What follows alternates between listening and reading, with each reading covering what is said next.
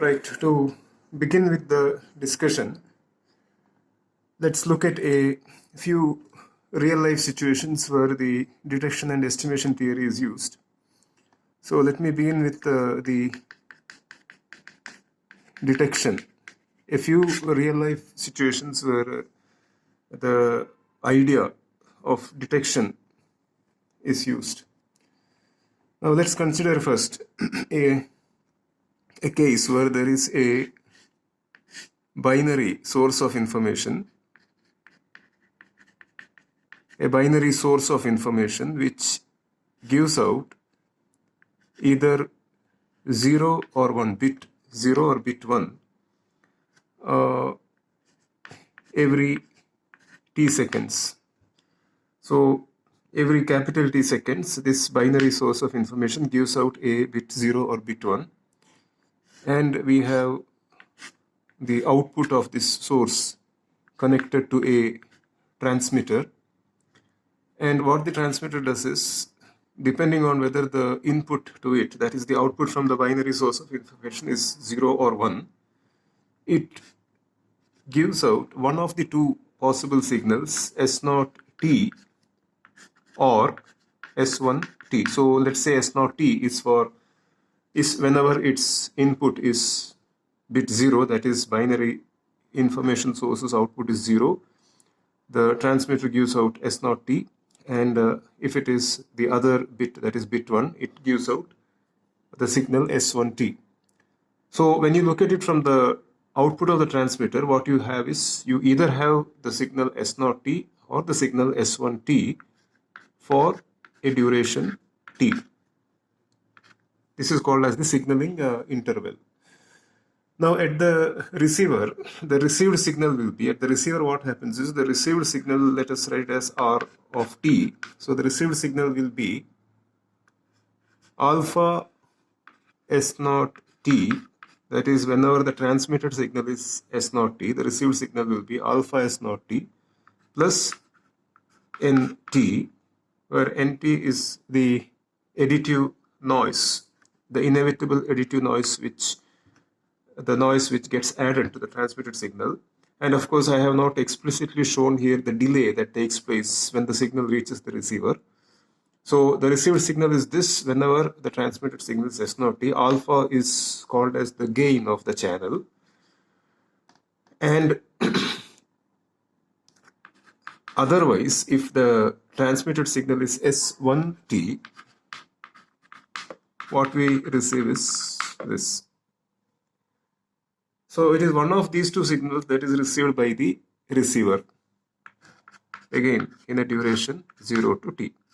Now alpha remains the same throughout, which means that prior information of alpha is possible at the receiver. Since prior information of alpha is possible at the receiver, we will simply neglect it because we know what is alpha in advance. It doesn't change with respect to time.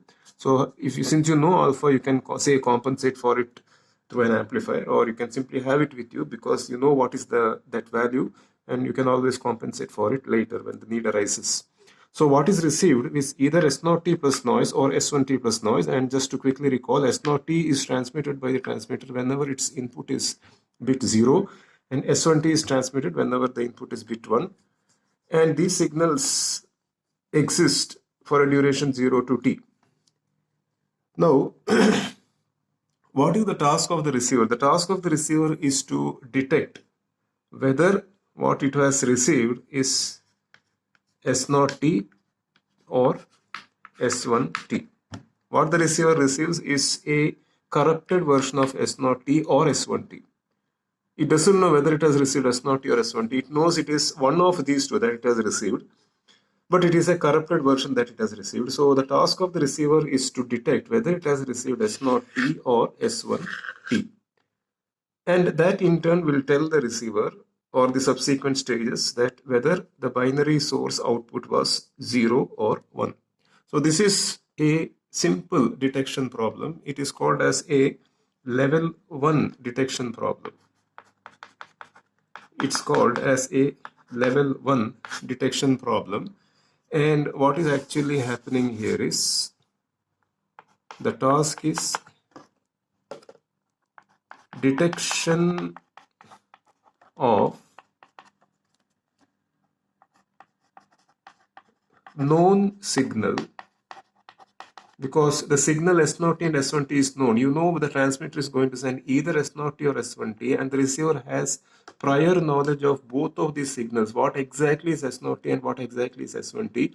But the only thing that the receiver doesn't know is which of these two was transmitted. So this is a level 1 detection problem where the task is detection of known signal in noise.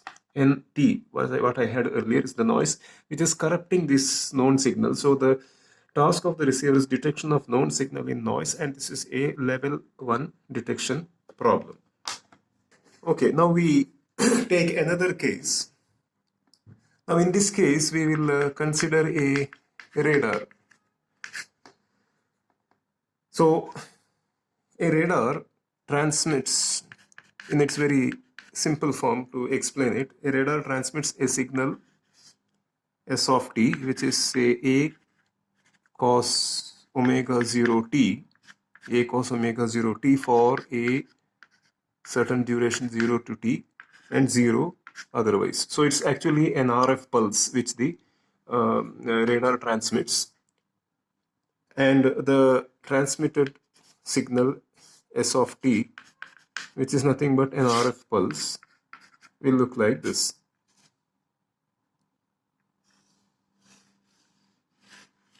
A few cycles. In fact, there will be many more cycles in this duration, but I have drawn only a few here. And this will be A minus A, and this is 2 pi by omega naught, the period 2 pi by omega naught. Omega naught is the radian frequency.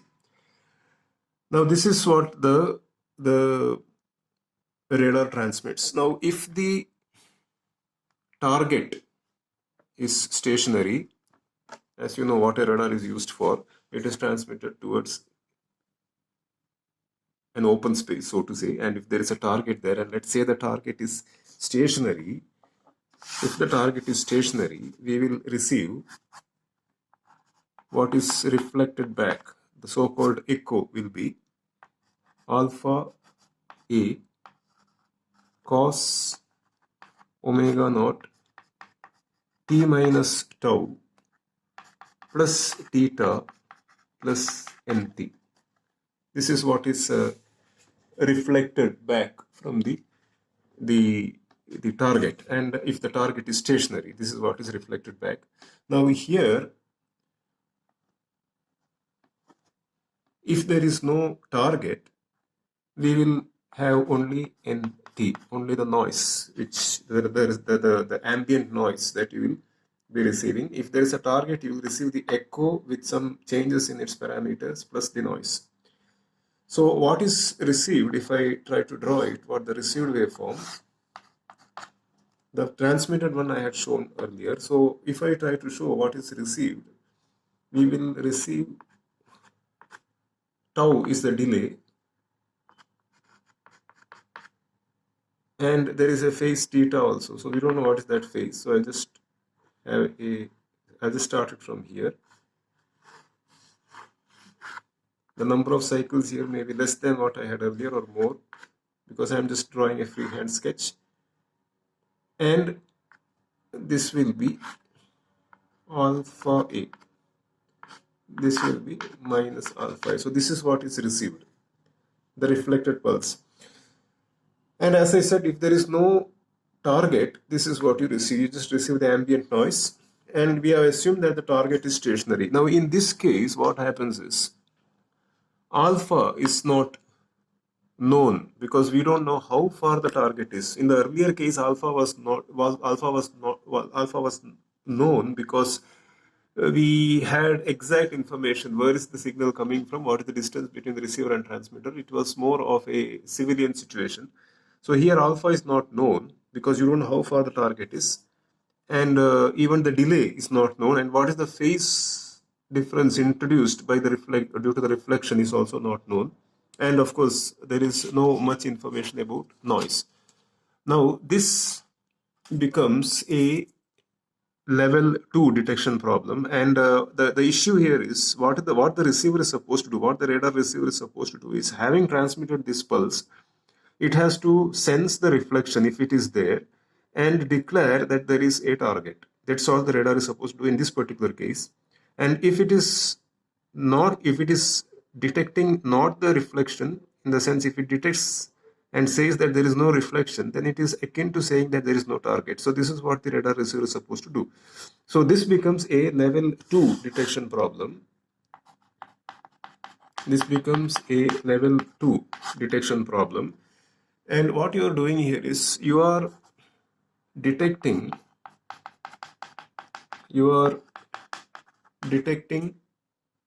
signal with unknown parameters. You are detecting signals with unknown parameters in noise. This is a level 2 detection problem. You can compare this with the level 1 detection problem which I discussed earlier. There we were detecting known signals in the presence of noise. Here what we are doing is we are detecting a signal which is known to a certain extent but which has unknown parameters, and we have to detect it in the presence of noise. The unknown parameters here are alpha. As I said, you don't know exactly what is the distance of the target from your receiver. So you don't know what is the exact amount of attenuation or gain introduced by the channel by the due to the reflection. And you don't know what is the phase theta here. The phase difference introduced due to the reflection you don't know, and of course you don't know tau, the delay. So these are unknown parameters, but still in the with these unknown parameters and the presence of noise, you have to detect the reflected signal. You have to either say whether there is a reflected signal or not. So this becomes a level 2 detection problem, which is detection of signal with unknown parameters in noise. Now moving on, we will go to the next level of detection problem, which is detection of unknown signal in noise. So this happens in the case of a sonar. This happens in the case of a sonar. So you have under the water, you have, let's say, a submarine. Let's say there is a submarine,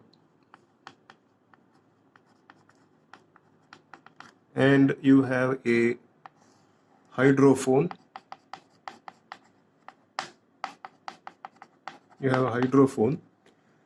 And the hydrophone is already picking up random interference from its surrounding, and it also has its own noise. And with this in the background, the hydrophone has to detect the engine drone. It has to detect the engine vibration. So the engine vibration is itself, the engine drone is itself random in nature, because you don't know exactly, you cannot characterize that signal. It will be like noise itself. And the hydrophone is already being distracted by the ambient noise. There is random interference from all around. So it has to detect this engine drone in the backdrop of this random interference. So this becomes a level 3 detection problem, which of course is the one of the most difficult ones. So what is happening in level 3 is that you have to detect unknown signal. You have to detect unknown signal in noise. The unknown signal here is the engine drone, the submarine engine vibrations, and the noise, of course, is the ambient random interference which the hydrophone picks up. So these are the 3 levels of detection problem, and in this course we will be concentrating mainly on the level 1 and 2 problems. Now we move on to the estimation.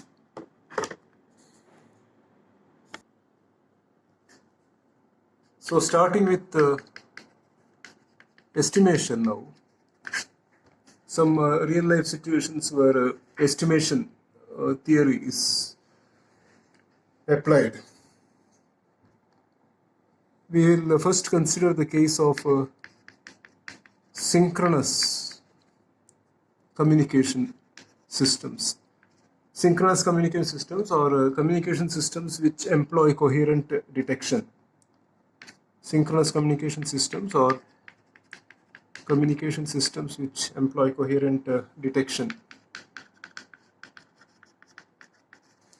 Now, let's say that we have a binary communication system which transmits one of two signals, plus or minus a cos omega 0 t, in a signaling interval 0 to t.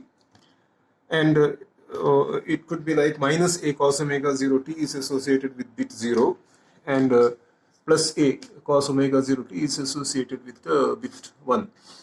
So it is like if you recall the detection problem that we discussed earlier, the level 1 detection problem. Over there, the signal S0 t corresponds to minus a cos omega 0 t here, and S1 t corresponds to a cos omega 0 t. And this is actually a typical case of binary PSK. And you know, in binary PSK, we can go for only coherent detection because the information is coded in the phase. 180-degree phase reversal. That's where the information is coded. Now, what is received in this case will be, again, plus or minus alpha a cos omega 0 t plus theta plus noise. So again, alpha is the channel gain, which is known. So we will remove it. It can be compensated for. And theta is a random phase which the signal acquires as it propagates and reaches the receiver. Now, needless to say, if the transmitted signal was a cos omega 0 t, you will get plus a cos omega 0 t and so on. If it is minus, you will get minus. And in coherent detection, as you know, in synchronous communication, you have to generate a local signal whose phase is matching this unknown phase. And only then one can go for a synchronous or coherent detection. So there will be provision in the receiver to estimate this phase and generate a local signal whose phase matches this phase. Anyhow, there will be provision in the receiver. We need not worry right now about the circuitry of such a phase estimating system, but we should understand what is to be estimated here and how it is, or to which estimation level does this problem fall into. So, to facilitate this estimation of phase, one of the possibilities is that the transmitter can first send a pilot signal a cos omega 0 t. It can send a pilot signal like this, which will be received as a cos omega 0 t plus theta plus noise. Now the task of the receiver, before it generates the local signal to proceed with coherent detection, is to estimate this phase. So this problem, wherein the receiver has to estimate this phase from a known signal. So maybe in short, in general, we can write this as S t theta plus nt. So this signal is known in all aspects except for the phase theta, and you have to estimate this phase.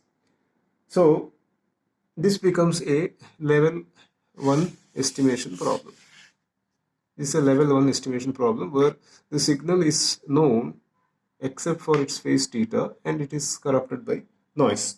So this is a level 1 estimation problem, which is estimation of unknown parameter, of a known signal. Estimation of unknown parameter of a known signal in noise. This is the level 1 estimation problem. Okay, let's now go to the next estimation problem. Now here, this is a case of a radar. So as you know, the radar transmitter transmits an RF pulse like this of duration t, and in this case contrary to the earlier discussion of level 2 detection problem, we will say that the target is moving. If you recall, there the target was stationary, so here the target is moving, and the received signal will be alpha a cos omega 0 plus omega d t minus tau plus theta plus noise. That is if there is a target, and if there is no target, what is received will be, the echo will not be there, you will receive only the noise. So now the velocity of the, again, velocity of the target is included in this Doppler shift. The omega d that you have here is the Doppler shift. The Doppler shift. So if the target is moving away, the Doppler shift will be negative, and if it is moving towards the radar, you will have a positive one. That means the frequency here will increase if it is moving towards the radar, and if it's going away, this will decrease. And the distance of the target from the receiver is determined by the delay, the round trip delay, which is hidden here, and the velocity is hidden in this. So to estimate the velocity and the distance of the target from the receiver, the velocity with which the target moves and its distance from the receiver should have inbuilt system to estimate this and to estimate this, so that the velocity and the distance can be obtained. So this becomes a level 2 detection, level 2 estimation problem. It becomes a level 2 estimation problem, wherein the problem is estimation of unknown parameters. Estimation of unknown parameters, in this example omega d and tau. Estimation of unknown parameters of a signal. Estimation of unknown parameters of a signal that has other unknown parameters in it, and in the presence of noise. So that is an estimation level 2 problem. Estimation of unknown parameters of a signal that has other unknown parameters. The other unknown parameters are alpha, which is not known, because that will also depend on the distance of the target from the receiver, and also what amount is absorbed by the target. And again, if there are vagaries in the channel in between, there will be varying type of absorption and all those things. So basically this is not known. And theta, the phase introduced due to the reflection, is also not known. So those are the other unknown parameters in it. And of course, it has to estimate these unknown parameters in the presence of these other unknown parameters in the presence of noise. That is a level 2 estimation problem. Now moving on to the next complexity level. Let's say we have a signal S of t, which is a random signal. It is a random signal and let it have a power spectral density. Let it have a power spectral density as shown here. This is a freehand sketch. It has a power spectral density as shown here, centered at f dash, two-sided power spectral density. This is the power spectral density of this random signal. Now, let's say that we have with us the random signal plus noise, the random signal ST plus noise. Now, if we do not know f dash, we have to estimate it from this. We have to estimate what is the center frequency of this random signal when you have a noise corrupted version of that signal. This is the level 3 estimation problem. So one can mention like this. Earlier, if you recall, I had mentioned like this when it came to estimation of phase. So now, since we are trying to estimate the center frequency, we will have like this. The only additional problem here is that ST is a random signal which is not fully known or fully characterized, plus f dash, its center frequency is not known. So we have to estimate f dash from the noisy version of ST which we have with us. This is a level 3. This is a level 3 estimation problem, and which can be stated like this. Estimation of unknown parameter. Estimation of unknown parameter of a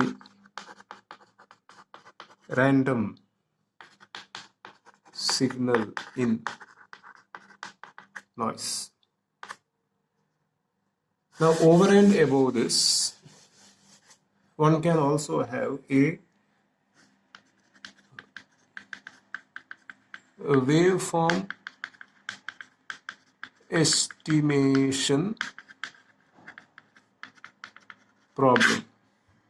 So the waveform estimation problem can be depicted like this. Suppose we have a known signal x of t which is fed into a system with impulse response ht which is not known, and the output of this is, let's say, RT, which is equal to a convolution of the impulse response with the signal. Now let's say we have with us RT plus noise. Now we have to estimate the unknown impulse function, impulse response from the noisy output of the filter. This is a waveform estimation problem.